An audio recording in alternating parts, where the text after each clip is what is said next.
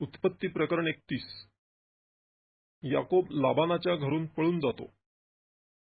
नंतर याकोबाच्या कानावर लाबानाच्या मुलांचे असे म्हणणे आले की आमच्या बापाचे होते नव्हते ते सर्व याकोबाने लुबाडले आहे आणि आमच्या बापाच्या सर्वस्वातून त्याने ही सर्व धनदौलत मिळविली आहे.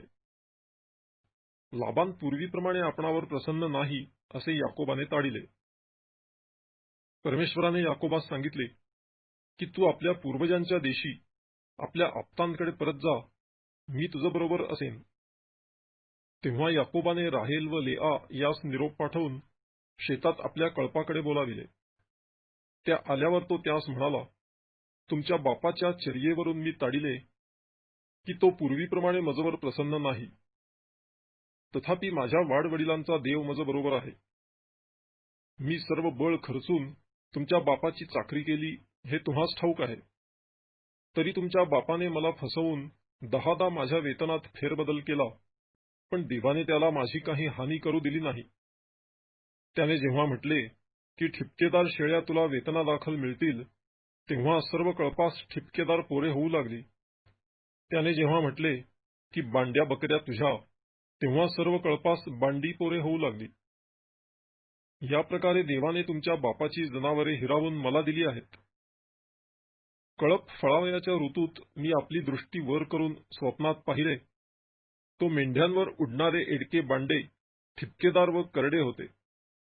तेव्हा स्वप्नात देवदूताने मला म्हटले, याकोबा. मी म्हणालो, काय आज्ञा आहे?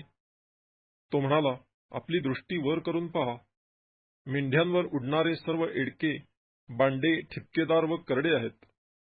लाबान तुझशी कसा वर्तत आहे ते मी पाहिले आहे. बेथेल येथे तू एका स्तंभास अभ्यंग करून मला नवस केला, तेथला मी देव आहे. आता या देशातून निघून तू आपल्या जन्मभूमीस परत जा. तेव्हा राहेल व लेआ त्यास म्हणाल्या, आता आमच्या बापाच्या घरी आणखी काही वेगळा वाटा किंवा वतन आम्हासाठी थोडेच ठेविले आहे. त्याच्या दृष्टीने आम्ही परक्याच की नाही? त्याने तर आम्हास विकून टाकिले आहे आणि आमचे धनही खाऊन टाकिले आहे. यास्तव देवाने आमच्या बापापासून जे सर्व धन हिरावून घेतले आहे ते आमचे व आमच्या मुलाबाळांचे आहे. तर आता देवाने आपणाला सांगितले आहे तसे करा. मग याकोबाने उठून आपले मुलगे व बायका यास उंटांवर बसविले आणि आपली सर्व जनावरे, धन, पदन आरामात मिळविलेली सर्व मालमत्ता घेऊन तो आपला बाप इसहाक याजकडे कनान देशी जावयास निघाला. लाबान आपल्या मेंढरांची कातरणी करावयास गेला असताना राहेलीने आपल्या बापाच्या तेराफीम गृहदेवता चोरिल्या. याप्रमाणे याकोबाने आरामी लाबानास फसविले, कारण आपण पळून जात आहो हे त्याने त्यास कळू दिले नाही. मग तो आपले सर्व काही घेऊन पळून गेला. तो उठून फरात नदी पलीकडे गेल्यावर त्याने गिलाद डोंगराकडे जाण्याचा रोख दाखविला. लाबान याकोबाचा पाठलाग करतो. याकोब पळून गेला हे तिसऱ्या दिवशी कोणीतरी लाबानास सांगितले. तेव्हा त्याने आपले भाऊबंद बरोबर घेऊन त्याचा 7 दिवसपर्यंत पाठलाग केला आणि त्याला गिलाद डोंगरात गाठिले. देवाने आरामी लाबानास रात्री स्वप्नात येऊन सांगितले की संभाळ, याकोबास बरे वाईट काही बोलू नको.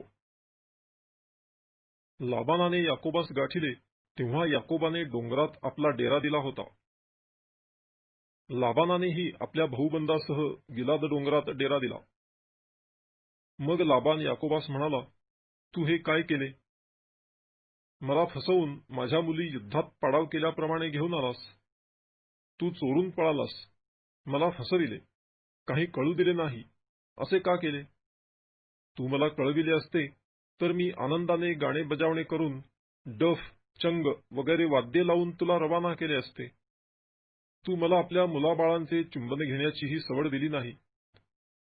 हा सर्व तू मूर्खपणा केला. तुला अपाय करण्याचे सामर्थ्य मला आहे, पण काल रात्री तुझ्या वडिलांच्या देवाने मला सांगितले की संभाळ, याकोबास बरे वाईट काही बोलू नको. बरे, तुला आपल्या बापाच्या घराची ओढ लागून तू आलास तर आलास, पण माझ्या देवता का चोरल्या? तेव्हा याकोबाने लाबानास उत्तर दिले, मला भीती वाटली. मी म्हणालो, कोण जाणे, आपण मजकडून आपल्या मुली हिरावून घ्याल. आपल्या देवता ज्याच्यापाशी सापडतील तो जिवंत राहावयाचा नाही. आपण आपल्या भाऊबंधांदेखत माझी झडती घेऊन आपले काही सापडेल तर ओळखून खुशाल घ्या. कारण राहेलीने देवता चोरून आणल्या होत्या हे याकोबास माहीत नव्हते. तेव्हा लाबान याकोबाच्या डेऱ्यात, लेआच्या डेऱ्यात आणि त्या 2 दासींच्या डेऱ्यात गेला, परंतु त्याला काही सापडले नाही. मग तो लेआच्या डेऱ्यातून राहेलीच्या डेऱ्यात गेला. राहेल त्या गृहदेवता घेऊन व उंटाच्या कंठाळीत ठेवून त्यावर बसली होती. लाबानाने सर्व डेरा शोधून पाहिला, पण त्यास काही सापडले नाही. ती बापास म्हणाली, स्वामी, मला आपल्यापुढे उठून उभे राहवत नाही म्हणून रागावू नका, कारण मला स्त्रीधर्म प्राप्त झाला आहे. असा त्याने शोध केला, पण त्यास त्या गृहदेवता सापडल्या नाहीत. तेव्हा याकोब रागावला व लाबानाशी तक्रार करू लागला. याकोबाने लाबानास म्हटले, आपण माझा पाठलाग करावा असा कोणता अपराध, कोणते पातक मी केले? आपण माझ्या सर्व सामानाची झडती घेतली, त्यात आपल्या घरच्या काही वस्तू सापडल्या काय? सापडल्या असल्यास त्या या माझ्या व आपल्या भाऊबंधांसमोर ठेवा, म्हणजे त्यांना आपणा दोघांचा निवाडा करता येईल. आज 20 वर्षे मी आपल्यापाशी राहिलो. इतक्या काळात आपल्या शेळ्या मेंढ्या गाभटल्या नाहीत व आपल्या कळपातले एडके मी खाल्ले नाहीत. वनपशूंनी जी फाडून खाल्ली ती तशीच आपल्याकडे न आणता मी त्यांच्याऐवजी दुसरी भरतीस दिली. दिवसा रात्री चोरीस गेलेली आपण माझ्यापासून भरून घेतली. दिवसा उन्हाचा ताप व रात्री गारठा यांनी मी जर्जर होई, माझ्या डोळ्यांची झोप उडे, अशी माझी दशा होती. गेली 20 वर्षे मी आपल्या घरी काढली. 14 वर्षे आपल्या दोन्ही मुलींसाठी आणि 6 वर्षे आपल्या शेरडा मेंढरांसाठी मी आपली चाकरी केली आणि 10दा आपण माझ्या वेतनात फेरबदल केला. माझ्या पित्याचा देव, अब्राहमाचा देव आणि इसहाकाचा धाक माझा पाठीराखा नसता, तर आताही आपण मला रिकामे लावून दिले असते. माझे दुःख व माझ्या हातांनी केलेले कष्ट देवाने पाहून काल रात्री आपणाला धमकाविले. याकोब व लाबान यांच्यात सलोखा. यावर लाबान याकोबास म्हणाला, ह्या मुली माझ्या मुली आहेत आणि ही मुले माझी मुले आहेत. हे कळप आणि जे काही तुझ्या दृष्टीसमोर दिसते आहे ते अवघे माझे आहे. आता ह्या माझ्या मुली व त्यांच्या पोटची मुले यास मी काय करू? तर चल, तू आणि मी आपसात करार करू आणि तो तुझ्या माझ्यामध्ये साक्ष होवो. तेव्हा याकोबाने एक धोंडा घेऊन त्याचा स्तंभ उभारिला. मग याकोब आपल्या भाऊबंदास म्हणाला, धोंडे जमा करा. आणि त्यांनी धोंडे गोळा करून त्यांची रास केली आणि तेथे त्या राशीजवळ ते जेवले. लाबानाने त्या राशीस यगर सहदूथा म्हणजे साक्षीची रास म्हटले व याकोबाने तिला गलेद म्हणजे साक्षीची रास असे म्हटले. लाबान म्हणाला, आता ही रास तुझ्या माझ्यामध्ये साक्षीला आहे म्हणून हिचे नाव गलेद ठेविले. तसेच मिस्पा हेही नाव तिला दिले, कारण तो म्हणाला, आपण परस्परांच्या दृष्टीआड झालो म्हणजे परमेश्वर तुझा माझा साक्षी असो. तू माझ्या मुलींना दुःख दिले किंवा त्याखेरीज अन्य स्त्रिया केल्या तर पहा, तुझ्या माझ्यामध्ये कोणी मानव नसला तरी देव साक्षी आहे. लाबान याकोबास आणखी म्हणाला, पहा, तुझ्या माझ्यामध्ये ही रास व हा स्तंभ मी उभा केला आहे. ही रास व हा स्तंभ साक्षी असो. अनिष्ट करण्याच्या हेतूने मी ही रास ओलांडून तुझ्याकडे येणार नाही व तूही ही रास व हा स्तंभ ओलांडून माझ्याकडे येऊ नये. अब्राहमाचा देव, नाहोराचा देव, त्यांच्या पित्याचे देव आपणा दोघांचा न्याय करोत. मग याकोबाने आपला बाप इसहाक ह्याचा जो धाक त्याची शपथ वाहिली. नंतर याकोबाने डोंगरावर यज्ञ केला व आपल्या भाऊबंदास भोजनास बोलाविले. त्यांनी भोजन करून त्या डोंगरावर रात्र घालविली. लाबान मोठ्या पहाटे उठला. त्याने आपल्या मुलामुलींचे चुंबन घेऊन त्यास आशीर्वाद दिला. मग लाबान निघून आपल्या ठिकाणी परत गेला. उत्पत्ती प्रकरण 32. याकोब एसावाला भेटण्याची तयारी करतो. इकडे याकोब आपल्या वाटेने जात असता देवदूत त्यास भेटले. त्यास पाहून याकोब म्हणाला, हे देवाचे सैन्य आहे. म्हणून त्या ठिकाणाचे नाव त्याने महनाईम म्हणजे 2 सैन्ये असे ठेविले. मग याकोबाने सेईर देशात म्हणजे अदोम प्रांतात आपला भाऊ एसाव याजकडे जासूद आगाऊ पाठविले. त्यास त्याने आज्ञा दिली की माझा स्वामी एसाव यास जाऊन सांगा की आपला सेवक याकोब म्हणतो, मी आजवर लाबानपाशी जाऊन राहिलो होतो. आता माझी गुरे, गाढवे, शेरा मेंढरांचे कळप, दास व दासी आहेत. माझ्या स्वामींची कृपादृष्टी मजवर व्हावी म्हणून हा निरोप मी पाठवित आहे. जासूदांनी परत येऊन याकोबास सांगितले, आम्ही आपला भाऊ एसाव यास जाऊन भेटलो. तो आपणाला भेटावयास येत आहे. त्याच्याबरोबर 400 मनुष्य आहेत. तेव्हा याकोब फार भ्याला व चिंतेत पडला आणि आपल्याबरोबर असलेले लोक, शेरडे, मेंढरे, गुरे व उंट यांच्या त्याने 2 टोळ्या केल्या. तो म्हणाला, एसावाने येऊन एका टोळीचा नाश केला तर दुसरी टोळी निभावेल. मग याकोब म्हणाला, हे परमेश्वरा, माझे वडील अब्राहम व इसहाक यांच्या देवा, तू मला सांगितले की तू आपल्या देशी आपल्या भाऊबंदात परत जा. मी तुझे कल्याण करीन. तू करुणा व सत्यता दाखवून आपल्या दासासाठी जे काही केले आहे त्याला मी पात्र नाही. मी फक्त आपली काठी घेऊन ही यार्देन उतरून गेलो होतो आणि आता माझ्या 2 टोळ्या झाल्या आहेत. मला माझा भाऊ एसाव याच्या हातातून सोडीव अशी मी प्रार्थना करीतो. मला भीती वाटते की तो येऊन मला व मायलेकरांना मारून टाकील. तू मला वचन दिले आहे की मी तुझे निश्चित कल्याण करीन आणि तुझी संतती समुद्राच्या वाळूसारखी संख्येने अगणित करीन. त्या रात्री तो तेथेच राहिला आणि आपल्याजवळ जे होते त्यातून त्याने आपला भाऊ एसाव यासाठी भेट तयार केली. 200 शेळ्या व 20 बोकड, 200 मेंढ्या व 20 एडके, 30 दुभत्या सांडणी व त्यांची पोरे, 40 गाई व 10 खोंड, 20 गाढवी व 10 शिंगरे. या एवढ्यांचे त्याने वेगवेगळे कळप केले आणि एक एक आपल्या चाकरांच्या स्वाधीन करून त्यास सांगितले, तुम्ही कळपाकळपात अंतर ठेवून माझ्या पुढे चालू लागा. त्याने सर्वांच्या पुढल्या चाकरास सांगितले की माझा भाऊ एसाव तुला भेटेल व विचारील की तू कोणाचा, कोठे चाललास आणि ही हाकून नेत आहेस ती कोणाची. तेव्हा त्याला सांग की आपला सेवक याकोब याची ही आहेत. ही त्याने आपला स्वामी एसाव यास भेट म्हणून पाठविली आहेत. पहा, तोही मागावून येत आहे. आणि दुसऱ्यास, तिसऱ्यास आणि इतर सर्व कळप हाकून नेणाऱ्यास अशीच आज्ञा करून त्याने म्हटले की तुम्हास एसाव भेटला तर असेच बोला आणि सांगा, पहा, तुझा दास याकोब हाही मागाहून येत आहे. याकोबाला वाटले की पुढे भेट पाठवून त्यास शांत केले व मागाहून त्याचे दर्शन घेतले तर तो आपला अंगीकार करील. ह्याप्रमाणे त्याची ती भेट पुढे गेली व तो त्या रात्री तळावर राहिला. पनियेल येथे याकोबाने केलेली झुंज. मग तो रात्रीचाच उठून आपल्या 2 बायका, 2 दासी आणि आपली 11 मुले यास बरोबर घेऊन यब्बोक नदीच्या उताराने पार गेला. त्याने त्यास नदी पलीकडे उतरून लाविले आणि आपले जे काही होते तेही पाठविले. याकोब एकटाच मागे राहिला. तेव्हा कोणा पुरुषाने त्याच्याशी पहाट होईपर्यंत झोंबी केली.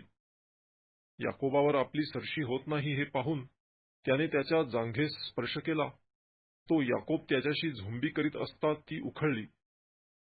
मग तो म्हणाला, पहाट होत आहे, मला जाऊ दे.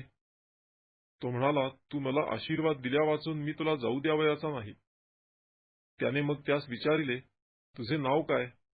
तो म्हणाला, याकोब. त्यावर तो त्यास म्हणाला, यापुढे तुला याकोब म्हणणार नाहीत, तर इस्रायल म्हणतील, कारण तू देवाशी व मनुष्याशी झगडून प्रबळ ठरला आहेस. मग याकोबाने विचारिले, तुझे नाव काय ते सांग. तो म्हणाला, माझे नाव का विचारतोस? मग त्याने त्यास तेथेच आशीर्वाद दिला. मग याकोबाने त्या ठिकाणाचे नाव पनियेल म्हणजे देवाचे मुख असे ठेविले, कारण तो म्हणाला, मी देवाचे मुख प्रत्यक्ष पाहूनही माझा प्राण वाचला. तो पनियेल सोडून चालला असता सूर्योदय झाला आणि तो आपल्या मांडीमुळे लंगडत चालला. म्हणून इस्रायल लोक जनावरांच्या जांघेचा स्नायू आजवर खात नाहीत. याचे कारण हेच की त्याने याकोबाच्या जांघेच्या स्नायूला स्पर्श केला. उत्पत्ती प्रकरण 33. याकोब व एसाव यांच्यात झालेला सलोखा. यानंतर याकोबाने दृष्टी वर करून पाहिले, तो एसाव 400 माणसे बरोबर घेऊन येत आहे असे त्याला दिसले. तेव्हा त्याने लेआ व राहेल आणि त्या 2 दासी यांच्याकडे आपापली मुले दिली. त्याने दासी व त्यांची मुले सर्वापुढे, त्यांच्या मागून लेआ व तिची मुले आणि सर्वांमागून राहेल व योसेफ यांना ठेवले. तो स्वतः त्या सर्वांच्या पुढे चालत गेला आणि भावाजवळ जाऊन पोहोचेपर्यंत त्याने 7 वेळा भूमीपर्यंत लवून नमन केले. तेव्हा एसाव त्याला भेटण्यासाठी धावत आला. त्याने त्यास आलिंगन दिले, त्याच्या गळ्यात गळा घालून त्याचे चुंबन घेतले आणि ते दोघे रडले. एसावाने दृष्टी वर करून बायका मुले पाहिली, तेव्हा तो म्हणाला, तुझ्याबरोबर हे कोण आहेत? तो म्हणाला, आपल्या दासावर देवाने कृपा करून दिलेली ही मुले होत. तेव्हा त्या दासींनी मुलांसह जवळ येऊन त्यास नमन केले. मग लेआ व तिची मुले यांनीही जवळ येऊन त्यास नमन केले आणि त्यांच्या मागून योसेफ व राहेल यांनी जवळ येऊन त्यास नमन केले. मग त्याने म्हटले, मला तुझा हा सर्व तांडा भेटला तो कशाला? तो म्हणाला, माझ्या स्वामीची कृपादृष्टी व्हावी म्हणून. एसाव म्हणाला, माझ्यापाशी विपुल आहे, माझ्या बंधो तुझे तुलाच राहू दे. याकोब म्हणाला, नाही नाही, आपली मजवर कृपादृष्टी झाली असेल तर माझ्या हातची एवढी भेट घ्याच, कारण आपले दर्शन मला झाले हे जणू काय देवाच्या दर्शनासारखे आहे, आणि आपण मजवर संतुष्ट झाला आहात, तर आपल्यासाठी आणलेली ही माझी भेट घ्याच, कारण देवाने मजवर कृपादृष्टी केल्यामुळे मला सर्व काही आहे. त्याने त्याला आग्रह केल्यावर त्याने ती भेट घेतली. मग एसाव त्याला म्हणाला, चला आपण वाटेस लागून पुढे जाऊ, मी तुझ्या पुढे चालतो. याकोब त्यास म्हणाला, माझ्या स्वामीला ठाऊक आहे की ही मुले सुकुमार आहेत आणि दूध पाजणाऱ्या शेळ्या, मेंढ्या व गायी यांचे मला पाहिले पाहिजे. त्यांची एक दिवस फाजील दौड केली तर अवघा कळप मरून जाईल. तर स्वामी, आपण आपल्या दासाच्या पुढे जा आणि माझी गुरे, मेंढरे व मुले यांच्याने चालवेल तसा मी हळूहळू चालत सेईर येथे माझ्या स्वामीकडे येईन. मग एसाव म्हणाला, माझ्या जवळच्या लोकांपैकी काही तुझ्याबरोबर ठेवू दे. तो म्हणाला, कशाला? माझ्या स्वामीची कृपादृष्टी मजवर असली म्हणजे पुरे. तेव्हा एसाव त्याच दिवशी सेईरास परत जावयास निघाला. याकोब मजला करीत सुक्कोथास गेला. तेथे त्याने आपणासाठी घर बांधिले व आपल्या गुराढोरांसाठी खोपट्या केल्या, म्हणून त्या ठिकाणाचे नाव सुक्कोथ म्हणजे खोपट्या असे पडले. याकोब पदन अरामापासून प्रवास करीत कनान देशातील शखेम नावाच्या नगरास सुखरूप पोचला आणि नगरापुढे तळ देऊन राहिला. जेथे त्याने डेरा दिला होता तेथील काही जमीन त्याने शखेमाचा बाप हमोर याच्या वंशजांकडून 100 कसिटा देऊन विकत घेतली आणि तेथे त्याने एक वेदी बांधून तिचे नाव एल एलोहे इस्रायल म्हणजे देव, इस्रायलाचा देव असे ठेविले. उत्पत्ती प्रकरण 34. दीनाच्या भ्रष्टतेबद्दल घेतलेला सूड. एकदा याकोबापासून लेआ हिला झालेली मुलगी दीना त्या देशातील स्त्रियास भेटावयास गेली. तेव्हा त्या देशाचा अधिपती हमोर नावाचा हिव्वी याचा मुलगा शखेम याची नजर तिजवर गेली आणि तो तिला घेऊन गेला व तिजपाशी निजून त्याने तिला भ्रष्ट केले. याकोबाची मुलगी दीना हिजवर त्याचे मन बसले. त्याचे त्या मुलीवर प्रेम जडले आणि त्याने तिचे समाधान केले. मग शखेमाने आपला बाप हमोर ह्याला म्हटले, मला ही मुलगी बायको करून द्या. त्याने आपली कन्या दीना हीस भ्रष्ट केले हे वर्तमान याकोबाच्या कानावर आले, तेव्हा त्याचे मुलगे रानात गुरांबरोबर होते, म्हणून ते परत येईपर्यंत याकोब गप्प राहिला. इकडे शखेमाचा बाप हमोर बोलणे करण्यासाठी याकोबाकडे निघाला. ते वर्तमान ऐकून याकोबाचे मुलगे रानातून घरी आले. शखेमाने करू नये ते केले, म्हणजे याकोबाच्या मुलीपाशी निजून त्याने इस्रायलाशी भ्रष्टाचार केला, म्हणून त्यास मनस्वी दुःख होऊन ते फार संतापले. हमोराने त्याशी असे बोलणे लाविले, की माझा मुलगा शखेम याचे तुमच्या मुलीवर फार प्रेम आहे, तर ती त्याला बायको करून द्या. तुम्ही आम्हाशी सोयरीक करा. तुमच्या मुली आम्हास द्या व आमच्या मुली तुम्ही करा. आमच्यात वस्ती करून राहा. हा देश तुम्हास खुला आहे. त्यात राहा, व्यापार करा व वतने मिळवा. शखेम दिनेच्या बापास व भावास म्हणाला, मजवर एवढी कृपादृष्टी करा, म्हणजे तुम्ही मागाल ते मी देईन. वाटेल तो मोबदला व आंदण मजपाशी मागा, तुम्ही मागाल ते मी देईन. तेवढी मुलगी मला बायको करून द्या. आपली बहीण दीना शखेमाने भ्रष्ट केली म्हणून याकोबाच्या मुलांनी मनात डाव धरून त्यास व त्याचा बाप हमोर यास उत्तर दिले. ते त्यास म्हणाले, बेसुन्नत मनुष्यास आमची बहीण देणे हे आमच्या हातून होणार नाही. आम्हास बट्टा लागेल. तुमच्या सर्व पुरुषांची सुनता करून तुम्ही आम्हासारखे व्हावे, याच अटीवर आम्ही तुमचे म्हणणे मान्य करू. असे झाल्यास आम्ही आमच्या मुली तुम्हास देऊ, तुमच्या मुली आम्ही करू आणि आमची वस्ती तुमच्याबरोबर होऊन आपण एक राष्ट्र बनू. पण सुनता करण्याच्या बाबतीत तुम्ही आमचे ऐकले नाही, तर आम्ही आमची मुलगी घेऊन जाऊ. त्यांचे म्हणणे हमोर व त्याचा मुलगा शखेम यास मान्य झाले. त्या तरुणाने तसे करण्यास विलंब लाविला नाही, कारण याकोबाच्या मुलीवर त्याचे मन बसले होते. त्याचा मान त्याच्या बापाच्या घराण्यातल्या सर्वांहून मोठा होता. त्यावर हमोर व त्याचा मुलगा शखेम यांनी आपल्या नगराच्या वेशीपाशी जाऊन नगरवासी लोकांशी असे बोलणे लाविले की ही माणसे आपल्याबरोबर सलोख्याने राहणारी आहेत, तर यास देशात राहून व्यापार उदीम करू द्या. पहा, यास वस्ती करून राहण्यास पुरेल इतका हा देश विस्तीर्ण आहे. पहा, यास वस्ती करून राहण्यास पुरेल इतका हा देश विस्तीर्ण आहे. आपण त्यांच्या मुली बायका करू आणि आपल्या मुली त्यास देऊ. आपल्यात राहून एक राष्ट्र होण्यास ते ज्या अटीवर मान्य आहेत, ती हीच की त्यांची सुनता झाली आहे तशी आपल्यातल्या सर्व पुरुषांची सुनता व्हावी. हे केल्यास त्यांचे कळप, मालमत्ता आणि त्यांची सगळी जनावरे ही आपली नाही का होणार? एवढे त्यांचे म्हणणे मान्य करूया, म्हणजे ते आपल्यात वस्ती करून राहतील.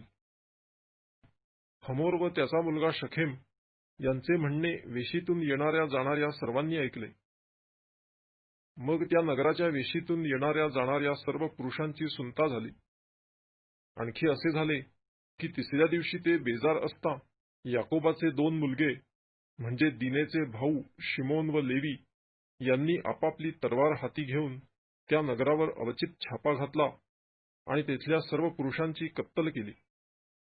हमोर व त्याचा मुलगा शखेम यांचाही तलवारीने वध करून ते दिनेस शखेमाच्या घरातून काढून घेऊन गेले.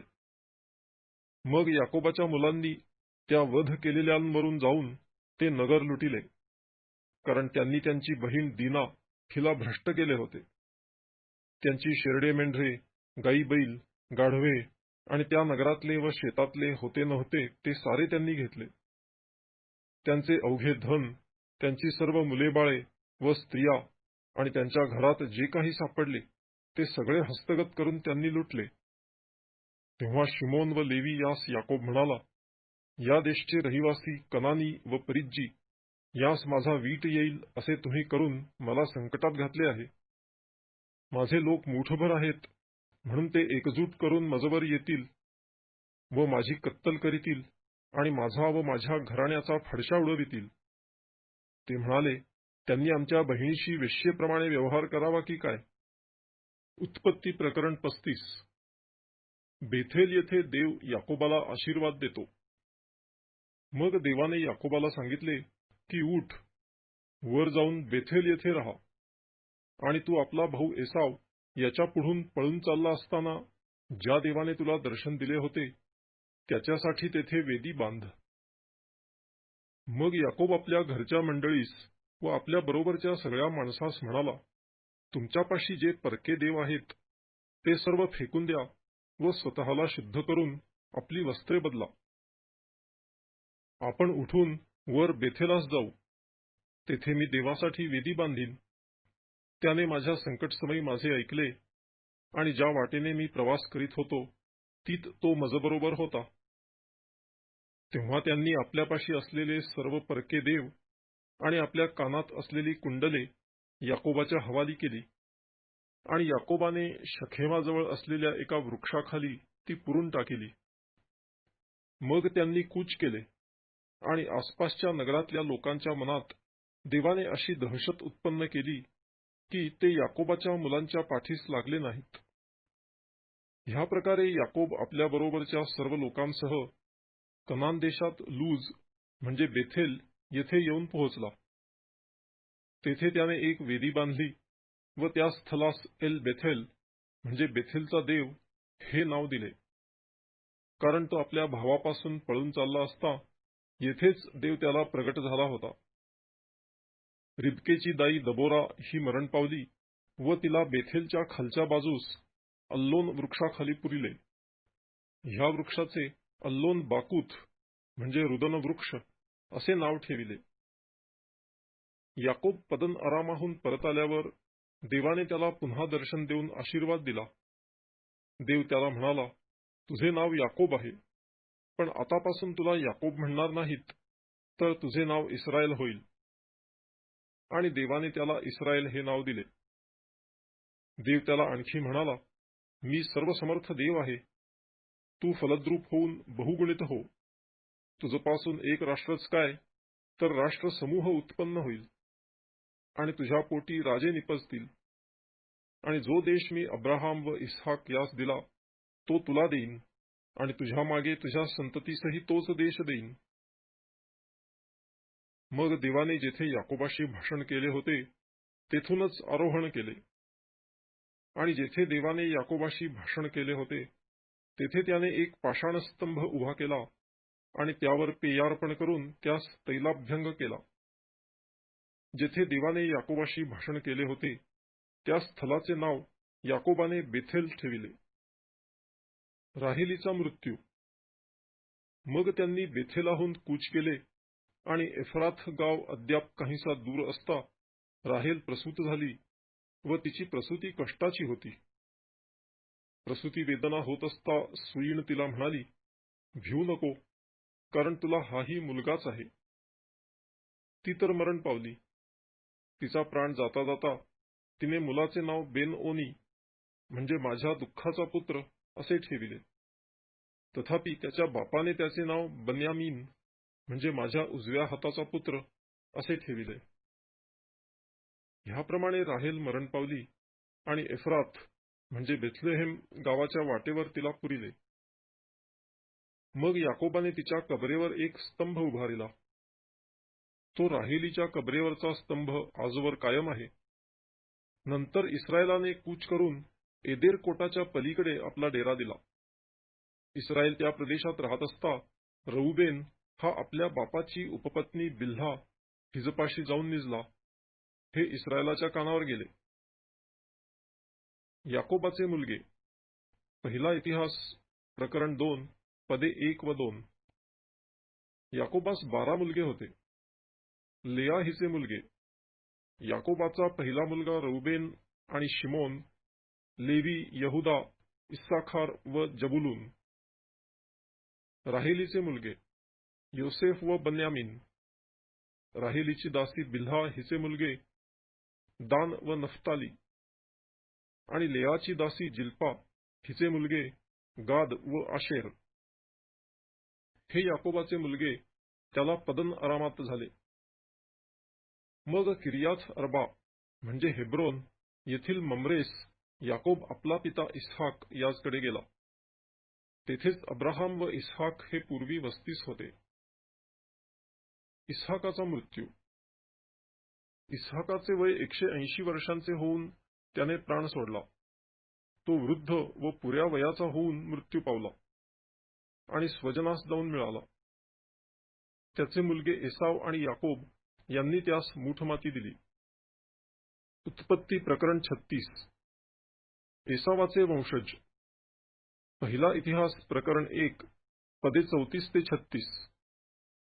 एसाव म्हणजे अदोम याची वंशावळ. एसावाने कनानी मुलीतून बायका केल्या.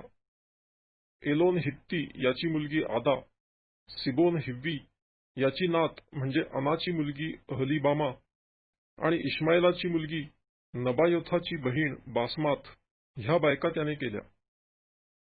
एसावापासून आदेला अलिपाज व बासमाथेला रगुवेल हे मुलगे झाले आणि अहलिबामेस यऊश, यालाम व कोरह हे झाले. हे एसावाचे मुलगे. हे त्यास कनान देशात झाले. मग एसाव आपल्या बायका, मुलगे, मुली, आपल्या घरची सर्व माणसे, आपली गुरेढोरे व इतर जनावरे आणि कनान देशात मिळविलेले धन ही सर्व घेऊन याकोब राहत होता तेथून दूर देशी निघून गेला, कारण त्यांची संपत्ती एवढी वाढली की त्यास एकत्र राहण्याची सोयच नव्हती. तसेच त्यांची गुरेढोरे फार वाढल्यामुळे ज्या देशात ते उपरी होते तेथे तेवढ्यांचा निर्वाह होईना. म्हणून एसाव सेईरच्या डोंगराळ प्रदेशात वस्ती करून राहिला. एसाव हाच अदोम. सेईरच्या डोंगराळ प्रदेशात राहणाऱ्या अदोमी लोकांचा मूळ पुरुष एसाव याची वंशावळ. एसावाच्या मुलांची नावे ही: एसावाची बायको आदा, हिचा मुलगा अलिपाज आणि एसावाची बायको बासमात, हिचा मुलगा रगुवेल. अलिपाज याचे मुलगे तेमान, ओमार, सपो, गाताम आणि कनाज हे होते. एसावाचा मुलगा अलिपाज याची तिम्ना म्हणून एक उपपत्नी होती. तिच्या पोटी त्याला अमालेक झाला. एसावाची बायको आदा, हिचा हा वंश. रघुवेलाचे मुलगे नहात, जेरह, शम्मा व मिज्जा हे होते. एसावाची बायको बासमात, हिचा हा वंश. सिबोनाची मुलगी अना, हिची कन्या अहलिबामा, ही जी एसावाची बायको, तिच्यापासून एसावाला यऊश, यालाम व कोरह हे मुलगे झाले. एसाव वंशाचे सरदार झाले ते हे: एसावाचा पहिला मुलगा अलिपाज, याचे मुलगे सरदार तेमान, सरदार ओमार, सरदार सपो, सरदार कनाज, सरदार कोरह, सरदार गाताम व सरदार अमालेक. अदोम देशात अलिपाज याच्या पोटी हे सरदार झाले. हे आदेचे मुलगे. एसावाचा मुलगा रगुवेल याचे मुलगे हे: सरदार नहात, सरदार जेरह, सरदार शम्मा व सरदार मिज्जा. हे सरदार रघुवेलास अदोम देशी झाले. एसावाची बायको बसमात, हिचे हे मुलगे. एसावाची बायको अहलिबामा, हिचे मुलगे हे: सरदार यऊश, सरदार यालाम व सरदार कोरह. हे सरदार एसावाची बायको अहलिबामा, अनाची मुलगी, हिला झाले. एसाव म्हणजे अदोम याचा हा वंश. त्यातले सरदार हे होत. सेईराचे वंशज. पहिला इतिहास प्रकरण 1 पदे 38 ते 42.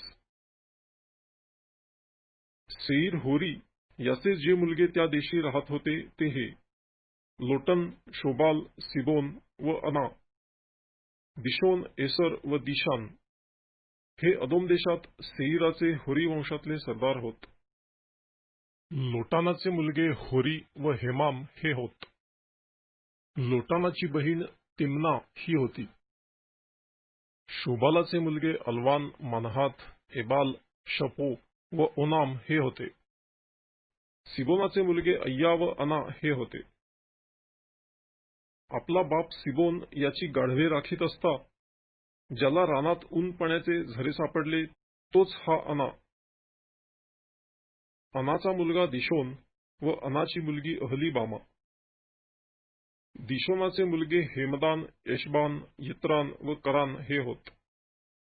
एसराचे मुलगे बिल्हान, जावान व अकान हे होत. दिशानाचे मुलगे ऊस व अरान हे होत. होऱ्यांपैकी जे सरदार झाले ते हे: सरदार लोटान, सरदार शोबाल, सरदार सिबोन, सरदार अना, सरदार दिशोन, सरदार एसर, सरदार दिशान. सेईर देशातील होऱ्यांचे सरदार हे होत. अदोम देशाचे राजे. इस्रायल लोकांवर कोणत्याही राजाने राज्य करण्यापूर्वी अदोम देशावर ज्या राजांनी राज्य केले ते हे: बौराचा मुलगा बेला याने अदोमात राज्य केले. त्याची राजधानी दिन्हाबा नगर होते. बेला मेल्यावर बसरा येथला जेरहाचा मुलगा योबाब त्याच्या जागी राजा झाला. योबाब मेल्यावर तेमानी याच्या देशचा हुशाम त्याच्या जागी राजा झाला. हुशाम मेल्यावर बदाद याचा मुलगा हदाद त्याच्या जागी राजा झाला. यानेच मवाब मैदानात मिद्यान्यांचा मोड केला. त्याची राजधानी अवित शहर होते. हदाद मेल्यावर मासरेका येथील सामला त्याच्या जागी राजा झाला. सामला मेल्यावर फरात नदीवर असलेल्या रहोबोथ येथला शौल त्याच्या जागी राजा झाला. शौल मेल्यावर अकबोराचा मुलगा बाल हनान त्याच्या जागी राजा झाला. अकबोराचा मुलगा बाल हनान हा मेल्यावर हदार त्याच्या जागी राजा झाला. त्याची राजधानी पाऊ होती. त्याच्या बायकोचे नाव महेटाबेल. ही मे जहाबाची मुलगी मात्रेद हिची मुलगी होती. एसाव वंशातील सरदारांची नावे, कुळे व राहण्याची ठिकाणे झाली. त्यावरून त्यांची ती नावे ही होत: सरदार तिम्ना, सरदार आल्वा, सरदार यतेत, सरदार अहलिबामा, सरदार एला, सरदार पिनोन, सरदार कनाज, सरदार तेमान, सरदार मिबसार, सरदार मागदिएल व सरदार इराम. अदोम वंशजांनी जो देश वतन करून घेतला त्यातल्या त्यांच्या राहण्याच्या ठिकाणांप्रमाणे त्यांचे हे सरदार होत. अदोमी लोकांचा मूळ पुरुष एसाव. उत्पत्ती प्रकरण 37. योसेफ आणि त्याचे भाऊ. याकोब कनान देशात वस्ती करून राहिला. तेथेच त्याचा बापही उपरी म्हणून राहिला होता. याकोब वंशाचा वृत्तांत हा: योसेफ 17 वर्षांचा असता आपल्या भावांबरोबर कळप चारीत असे. तो मुलगा आपल्या बापाच्या स्त्रिया बिल्हा व जिल्पा यांच्या मुलांबरोबर असे. तेव्हा त्याने त्यांच्या दुर्वर्तनाविषयीची खबर आपल्या बापास दिली. इस्रायल आपल्या सर्व मुलांपेक्षा योसेफावर फार प्रीती करीत असे, कारण तो त्याचा म्हातारपणाचा मुलगा होता. त्याने त्यासाठी पायघोळ झगा केला होता. आपला बाप आपल्या इतर सर्व भावांपेक्षा त्याच्यावर अधिक प्रीती करीतो हे पाहून ते त्याचा द्वेष करू लागले व त्याच्याशी सलोख्याचे भाषण करीनासे झाले. योसेफाला एक स्वप्न पडले. ते त्याने त्यास सांगितले तेव्हा तर ते त्याचा अधिकच द्वेष करू लागले. तो त्यास म्हणाला, मला पडलेले स्वप्न ऐका. पहा, आपण शेतात पेंढ्या बांधित होतो, तो माझी पेंढी उठून उभी राहिली. तेव्हा तुमच्या पेंढ्या माझ्या पेंढी सभोवती येऊन उभ्या राहिल्या व त्यांनी तिला नमन केले. हे ऐकून त्याचे भाऊ त्यास म्हणाले, काय, तू आम्हावर राज्य करणार? तू आम्हावर सत्ता चालवणार? आणि त्याच्या स्वप्नांमुळे व भाषणामुळे तर ते त्याचा अधिकच द्वेष करू लागले. पुढे त्याला आणखी एक स्वप्न पडले. तेही त्याने आपल्या भावास सांगितले. तो म्हणाला, पहा, मला आणखी एक स्वप्न पडले. ते असे की सूर्य, चंद्र व 11 तारे यांनी मला नमन केले. त्याने हे आपल्या बापास व भावास सांगितले. तेव्हा त्याचा बाप त्याला धमकावून म्हणाला, हे कसले स्वप्न तुला पडले? काय, मी, तुझी आई व तुझे भाऊ हे भूमीपर्यंत लवून तुला नमन करण्यास तुझ पुढे येणार? त्याचे भाऊ त्याचा हेवा करू लागले, पण त्याचे म्हणणे बापाने मनात ठेविले. योसेफाला मिसर देशात विकून टाकतात. यानंतर त्याचे भाऊ आपल्या बापाचे कळप चारावयास शखेमास गेले. मग इस्रायल योसेफास म्हणाला, तुझे भाऊ शखेमास कळप चारीत आहेत ना? तर चल, मी तुला त्याचकडे पाठवितो. तो म्हणाला, हा, मी तयार आहे. आणि त्याने त्यास सांगितले, जा, तुझे भाऊ बरे आहेत काय आणि कळपही ठीक आहेत काय ते पहा आणि मला येऊन सांग. याप्रमाणे त्याने त्यास हेब्रोन खोऱ्यातून रवाना केले व तो शखेमास जाऊन पोहोचला. तो तेथे रानात इकडे तिकडे भटकत असता एका मनुष्यास आढळला. तेव्हा त्याने त्यास विचारिले, तू काय शोधित आहेस? तो म्हणाला, मी आपल्या भावांना शोधित आहे. ते कोठे कळप चारीत आहेत तेवढे मला सांगा. तो मनुष्य म्हणाला, ते येथून निघून गेले आहेत. आपण दोथानास जाऊ असे त्यास बोलताना मी ऐकले. मग योसेफ आपल्या भावांच्या मागे गेला व ते त्यास दोथानात सापडले. त्यांनी त्याला दुरून पाहिले. तेव्हा तो त्यांच्याजवळ येऊन पोहोचण्यापूर्वी त्याला मारून टाकण्याचा त्यांनी कट केला. ते एकमेकास म्हणाले, पहा, तो स्वप्नदर्शी येत आहे. तर आता चला, आपण त्याला ठार करून एका खाड्यात टाकून देऊ आणि मग सांगू की कोणा हिंस्र पशुने त्याला खाऊन टाकिले. मग पाहू त्याच्या स्वप्नांचे काय होते ते. हे रऊबेनाच्या कानी आले, तेव्हा त्याने त्यांच्या हातातून त्यास सोडविले. तो त्यास म्हणाला, आपण त्याला जिवे मारू नये. रऊबेन त्यास म्हणाला, रक्तपात करू नका. या रानातल्या खाड्यात त्याला टाका, पण त्याचवर हात टाकू नका. त्यांच्या हातातून सोडवून त्यास त्याच्या बापाकडे परत पाठवून द्यावे, म्हणून तो असे म्हणाला. योसेफ आपल्या भावांपाशी पोहोचला, तेव्हा त्याच्या अंगात पायघोळ झगा होता, तो त्यांनी काढून घेतला आणि त्याला धरून खाड्यात टाकले. तो खाडा कोरडा होता, त्यात पाणी नव्हते.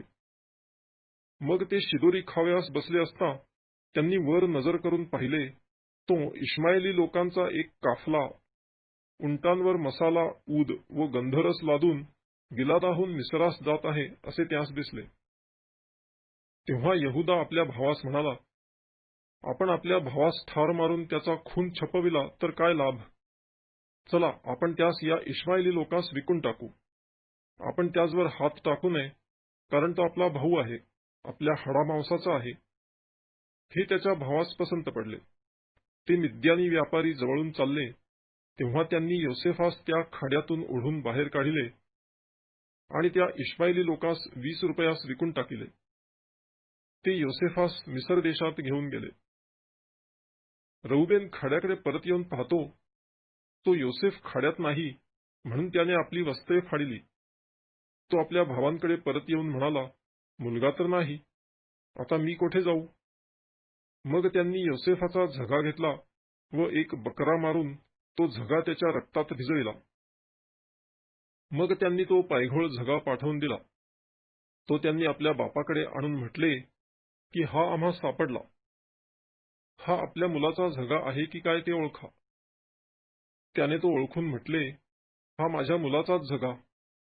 हिंस्र पशुने त्यास खाल्ले, योसेफाला फाडून टाकिले, यात संशय नाही. तेव्हा याकोबाने आपली वस्त्रे फाडून कमरेस गोंडताट गुंडाळिले आणि आपल्या मुलासाठी पुष्कळ दिवस शोक केला. त्याचे मुलगे व मुली ही सर्व त्याचे सांत्वन करावयास त्याच्याजवळ गेली, पण तो काही केल्यास समाधान न पावता म्हणाला, मी शोक करीत करीत अधोलोकी आपल्या मुलाकडे जाईन. असा त्याच्या बापाने त्याच्यासाठी शोक केला. मिद्यानी लोकांनी योसेफास मिसरात नेऊन पोटिफर नावाचा फारोचा एक अंमलदार, गार्द्यांचा सरदार होता, त्यास विकून टाकिले. उत्पत्ती प्रकरण 38. यहुदा आणि तामार. या सुमारास यहुदा आपल्या भावास सोडून खालच्या प्रदेशी गेला आणि अब्दुल्ला मकर हिरा नावाच्या मनुष्याच्या घरी जाऊन राहिला. तेथे शुवा नावाच्या एका कनानी मनुष्याची मुलगी यहुदाच्या दृष्टीस पडली. त्याने ती बायको केली व तो तिजपाशी गेला. ती गर्भवती होऊन तिला मुलगा झाला. त्याने त्याचे नाव एर ठेविले. ती पुन्हा गर्भवती होऊन तिला मुलगा झाला. तिने त्याचे नाव ओनान ठेविले. पुन्हा तिला एक मुलगा झाला. त्याचे नाव तिने शेला ठेविले. तो झाला तेव्हा यहुदा कजीब येथे राहत होता. मग यहुदाने आपला पहिला मुलगा एर याला बायको करून दिली. तिचे नाव तामार असे होते. पण यहुदाचा पहिला मुलगा एर हा परमेश्वराच्या दृष्टीने दुष्ट होता, म्हणून परमेश्वराने त्याला मारून टाकिले. मग यहुदा ओनान यास म्हणाला, आपल्या भावजईपाशी जा आणि दिलाच्या धर्मास अनुसरून भावाचा वंश चालीव. पण ओनान यास ठाऊक होते की संतती झाली तर ती आपली होणार नाही, म्हणून तो आपल्या भावजईपाशी जाई तेव्हा आपले वीर्य जमिनीवर पाडी. हेतू हाच की आपल्या भावाला आपले बीज देऊ नये. हे त्याचे कृत्य परमेश्वरास दुष्ट वाटल्यावरून त्यालाही त्याने मारून टाकिले. यहुदा आपली सून तामार हिला म्हणाला, माझा मुलगा शेला वयात येईपर्यंत आपल्या बापाच्या घरी वैधव्य दशेत राहा. त्याला वाटले की शेलाही आपल्या मुलांप्रमाणे मारावयाचा. मग तामार आपल्या बापाच्या घरी जाऊन राहिली. बराच काळ लोटल्यावर यहुदाची बायको, जी शुवाची मुलगी, ती मरण पावली. तिच्यासाठी शोक करण्याचे संपल्यावर यहुदा आपला मित्र अब्दुल्ला मकर हिरा याचबरोबर तिम्रा येथे आपल्या मेंढरांची लोकर कातरणाऱ्यांकडे वर गेला.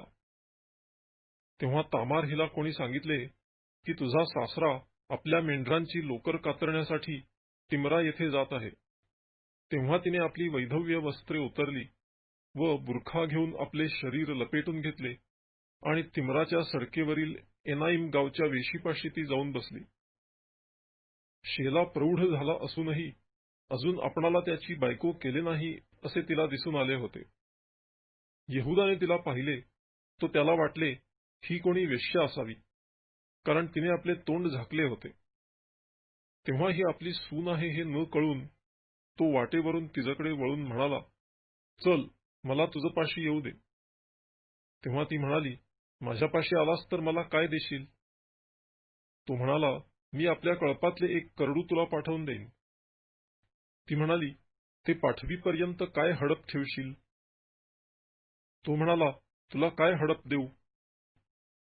ती म्हणाली, तुझी मुद्रिका, गोफ व हातातील काठी दे. ही तिला देऊन तो तिच्यापाशी गेला, तेव्हा तिला त्यापासून गर्भ राहिला. तेथून ती निघून गेली आणि आपला बुरखा काढून आपली वैधव्य वस्त्रे पुन्हा ल्याली. मग त्या स्त्रीपासून आपले हडप आणण्यासाठी आपला मित्र अब्दुल्ला मकर याच्या हाती यहुदाने एक करडू पाठविले, पण त्याला ती कोठे सापडली नाही. मग त्याने तेथल्या लोकांस विचारिले, एनाईम गावापाशी वाटेवर एक वेश्या होती, ती कोठे आहे? ते म्हणाले, येथे कोणी वेश्या नव्हती. मग तो यहुदाकडे परत जाऊन म्हणाला, मला काही ती सापडली नाही. तेथले लोकही म्हणाले की येथे कोणी वेश्या नव्हती. तेव्हा यहुदा म्हणाला, ते हडप तिजपाशीच राहू दे, नाहीतर तेथले लोक आपली छिथू करीतील.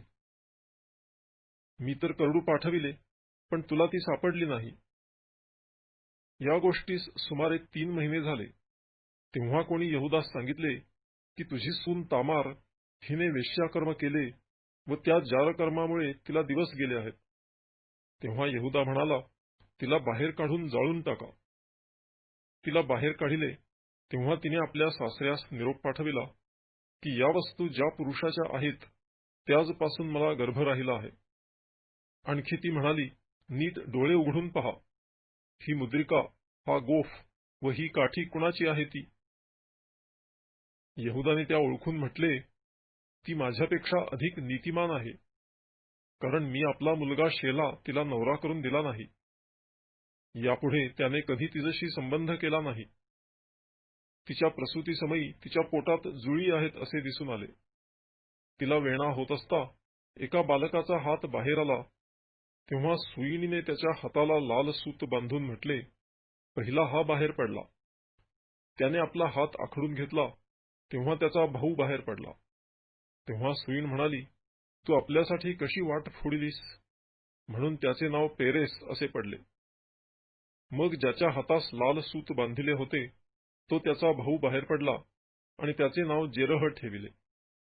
उत्पत्ती प्रकरण 39. योसेफ आणि पोटिफराची पत्नी. इकडे योसेफास मिसरात नेले, तेव्हा ज्या इश्माईली लोकांनी त्यास तेथे नेले होते त्याचपासून त्यास पोटिफर नावाच्या एका मिसऱ्याने विकत घेतले. तो फारोचा एक अंमलदार असून गार्द्यांचा सरदार होता. परमेश्वर योसेफाबरोबर असल्याकारणाने तो यशस्वी पुरुष झाला. तो आपल्या मिसरी धन्याच्या घरी असे. परमेश्वर त्याचबरोबर असल्याकारणाने जे काही तो हाती घेतो त्यास परमेश्वर यश देतो असे त्याच्या धन्याला दिसून आले. योसेफावर त्याची कृपादृष्टी झाली. योसेफ त्याची सेवा करू लागला आणि त्याने त्याला आपल्या घरचा कारभारी नेमून आपले सर्व काही त्याच्या ताब्यात दिले आणि त्याने त्याच्या स्वाधीन आपले घरदार व सर्व काही केले. तेव्हापासून योसेफासाठी परमेश्वराने त्या मिसर्याच्या घरादाराचे कल्याण केले आणि त्याचे घरदार व शेतीवाडी या सर्वांस परमेश्वराने आशीर्वाद दिला. त्याने आपले सर्व काही योसेफाच्या हवाली केले होते, म्हणून तो अन्न खाई त्यापलीकडे आपले काय आहे याचे त्याला भान नसे. योसेफ हा बांधेसूद व देखणा होता.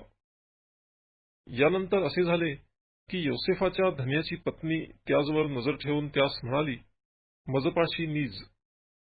पण तो राजी झाला नाही. तो आपल्या धन्याच्या पत्नीस म्हणाला, हे पहा, घरात माझ्या ताब्यात काय आहे याचे माझ्या धन्यास भान सुद्धा नाही. आपले सर्व काही त्याने माझ्या हाती दिले आहे. या घरात माझ्यापेक्षा ते मोठे नाहीत, आणि तुम्ही त्यांची पत्नी केवळ म्हणून तुमच्या खेरीज त्यांनी माझ्यापासून काही दूर ठेवलेले नाही. असे असता एवढी मोठी वाईट गोष्ट करून मी देवाच्या विरुद्ध पाप कसे करू? तरी ती रोज रोज योसेफाशी बोलत असताही तिच्यापाशी निजावयास किंवा तिच्याजवळ असावयास तो तिचे ऐकेना. एके दिवशी असे झाले की तो आपले काही कामकाज करावयास घरात गेला. त्यावेळी घरातल्या माणसांपैकी कोणीही मनुष्य तेथे घरात नव्हता. तेव्हा तिने त्याचे वस्त्र धरून म्हटले, मजपाशी नीज.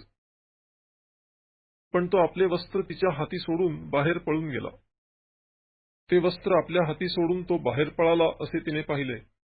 तेव्हा तिने घरातल्या माणसांना बोलावून सांगितले, पहा, आमची अब्रू घेण्यासाठी त्यांनी हा इब्री मनुष्य घरात आणला आहे.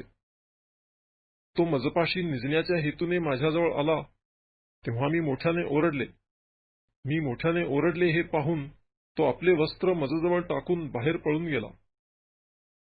त्याचा धनी घरी परत येईपर्यंत तिने ते वस्त्र आपल्याजवळ राखून ठेविले. तो आल्यावर तिने त्याला असे सांगितले की जो इब्री दास आपण आपल्या घरात आणला आहे तो माझी अब्रू घेण्यास मजकडे आला होता. मी मोठ्याने ओरडले, तेव्हा तो आपले वस्त्र माझ्याजवळ टाकून बाहेर पळून गेला. आपल्या गुलामाने माझ्याशी असे वर्तन केले हे आपल्या बायकोचे बोलणे जेव्हा त्याच्या धन्याने ऐकले तेव्हा त्याचा राग भडकला.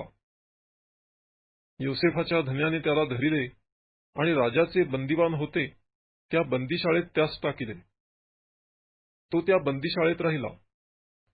तथापि परमेश्वर योसेफाबरोबर असून त्याने त्याजवर दया केली आणि त्या बंदीशाळेच्या अधिकाऱ्याची त्याजवर कृपादृष्टी होईल असे केले.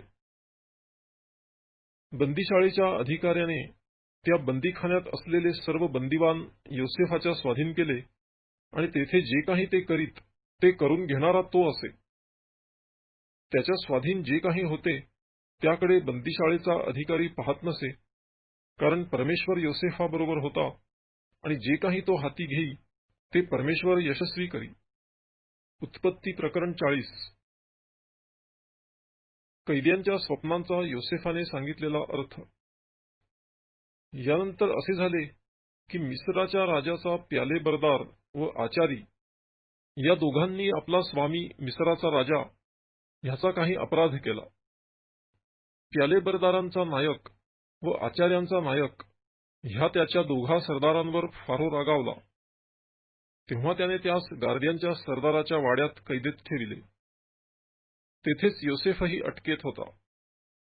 गार्द्यांच्या सरदाराने योसेफास त्यांच्या तैनातीस दिले व त्याने त्यांची सेवा केली. तेथे ते काही काळ अटकेत राहिले.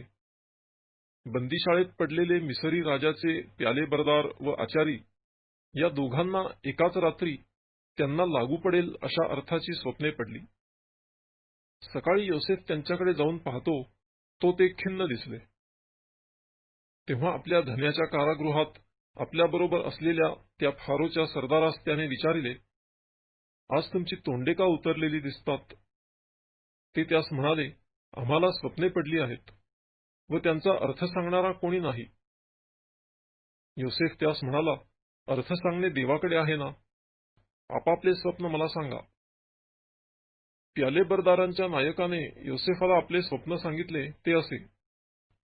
स्वप्नात माझ्यासमोर एक द्राक्षवेल होता. त्या द्राक्षवेलास 3 फाटे होते.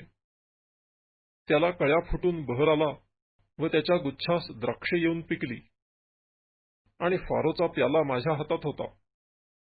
मी द्राक्षे घेऊन ती फारोच्या प्याल्यात पिळली व तो प्याला फारोच्या हाती दिला. योसेफ त्यास म्हणाला, याचा अर्थ असा, ते 3 फाटे म्हणजे 3 दिवस.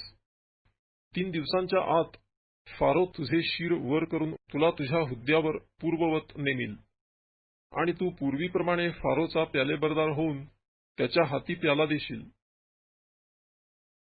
मात्र तुझे बरे झाले म्हणजे माझे स्मरण अवश्य ठेव आणि मजवर कृपा करून फारोपाशी माझी गोष्ट काढून ह्या घरातून माझी सुटका कर, कारण इब्रियांच्या देशाहून मला चोरून आणले आणि येथेही या बंदीखान्यात टाकण्याजोगे मी काही एक केले नाही.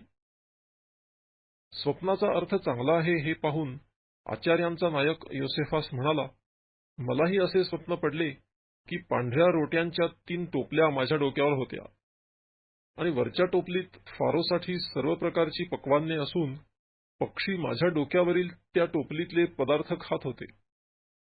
योसेफाने उत्तर दिले, याचा अर्थ असा, त्या 3 टोपल्या म्हणजे 3 दिवस.